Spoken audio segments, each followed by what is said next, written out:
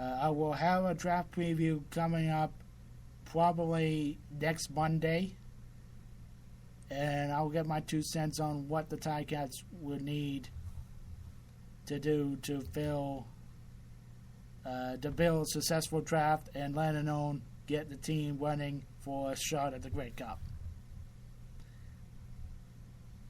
And I'm just gonna make the latest transactions. The two big news, of course, Jesus Figueroa. He has been released. He's a standout lineman for this team.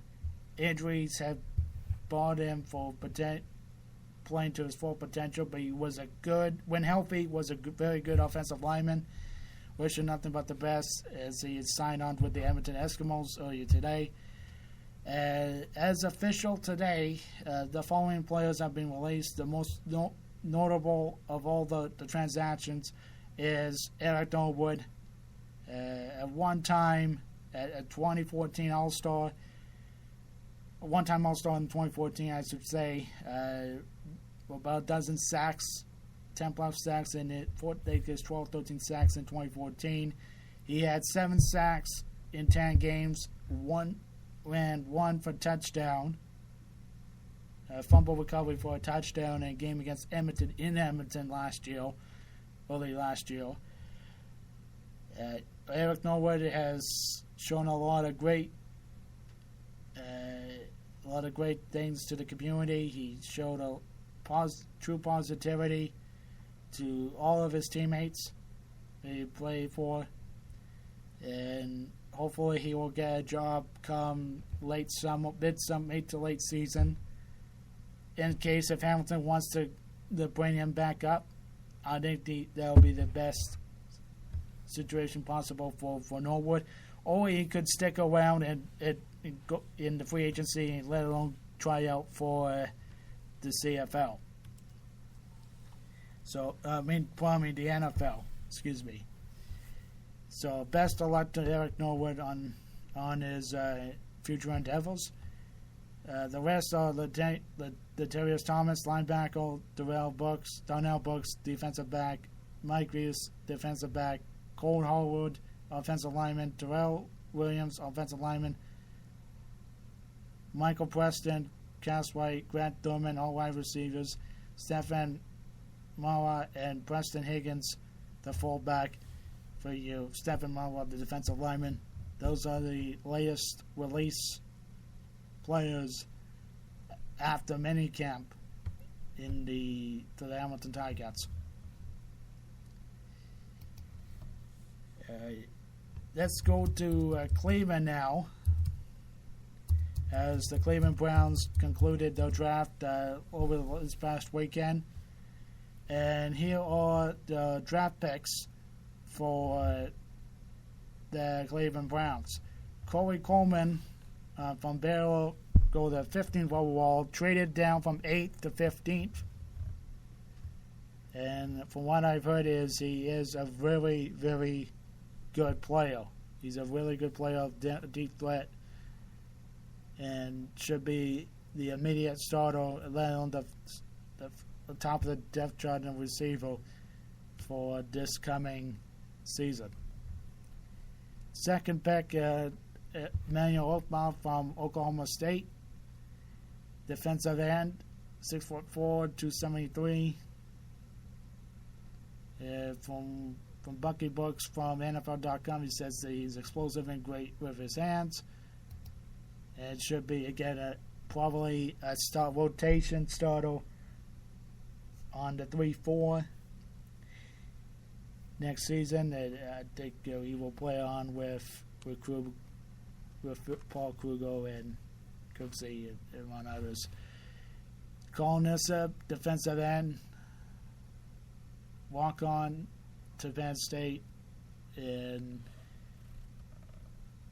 he is a very humble man to come to Cleveland. 6'7", 277 pounds. From Penn State. Sean Coleman, excited to be a Cleveland Brown. He was selected third round overall, 13th pick in the third round, 76th selection overall in this year's draft. True story about Sean Coleman. He held the draft selection when he got the call. He was at St. Jude Hospital. He had a health scare earlier in his life. It is a great story, definitely worth to be told and worth to be mentioned. A great human being and a very character player. Like all the draft picks for the Cleveland Browns, their intent was to get players that have a high-level character, and Sean Coleman is exemplary of a high character, indeed.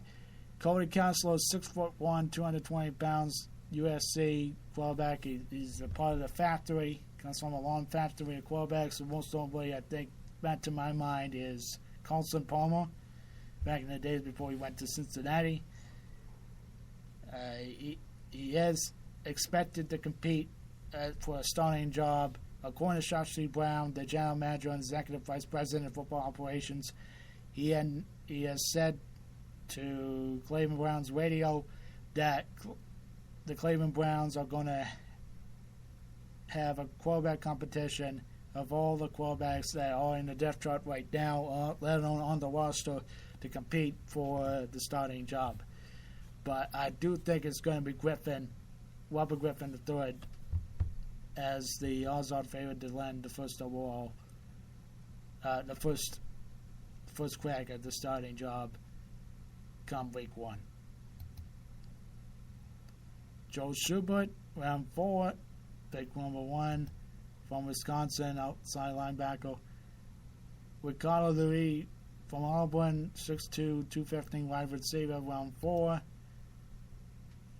Derek Kindred, free safety from TCU, 5'10", 207, round 4, pick 31. Round 4, pick 40, tight end, self-devolve, who is likely going to be along with Gary Barnage in the second as the number 2 tight end in the depth chart for the Cleveland Browns. Jordan Payton, he's likely going to be the ace of the special team staff, and he could very well be in the top 4 in the depth chart for wide receiver, along with Hardline and Bo, and of course Corey Coleman. 6'1", 207, like I said, is expected to be a special teams ace. He hails out of UCLA. Spencer Drago, he likely will be competing for a guard position outside of Mitchell Schwartz, who was let go in free agency. It'd be interesting to see how he will shape up in training camp. He's round 5, pick number 31, 168 overall, 6'6", 315 pounds, from Baylor University. Round 5, pick 35, 172 overall, Rashad Higgins, wide receiver, 6'1", 196, Colorado State. Trey Caldwell, defensive back, 5'9", 186, from Louisiana Monroe University. And Scooby White, the last pick, 250th overall, round 7, pick number 29. He is a highly regarded linebacker. He had one of the steals in the draft, according to NFL.com, and pretty much a lot of football experts. A lot of grades have come by. Excuse me for a second. Pardon me for that. It's a little bit of technical interruption.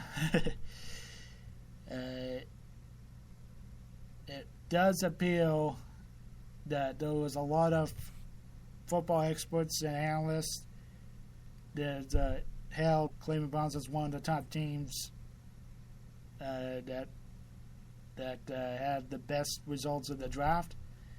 I would say I think Cleveland got everything that they needed. Corey Kessler, I think, is a bit of a minor issue.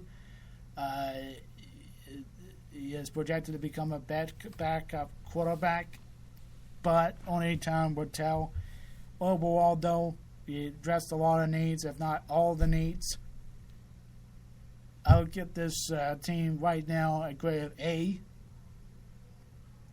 about around the 90 range.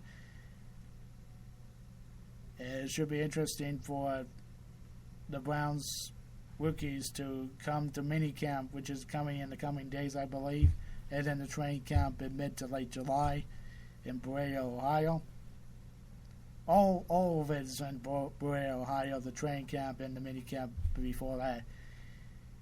And I wish the rookies nothing but the best, and hopefully they will contribute immediately, and then they'll contribute well to the much dire need of a championship-starved city in Cleveland.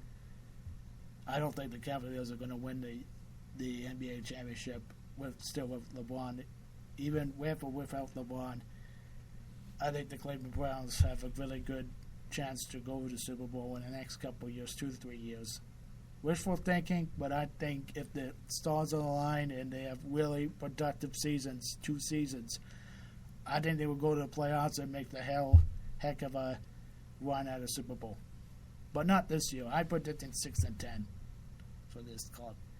So, like I said, congratulations to all the rookies come out to Cleveland, getting selected by Cleveland, and the same goes for everybody else who are drafted into the NFL and have their dreams come true. This concludes the Michael Willoughby Show for today, episode number 29. I'm Michael Willoughby. We'll see you next Monday as I will preview the Tiger Cats draft needs and selections. It's more like a draft preview for the Tiger Cats. That's coming up on Monday at the very most. I'm Michael Willoughby. So long for now.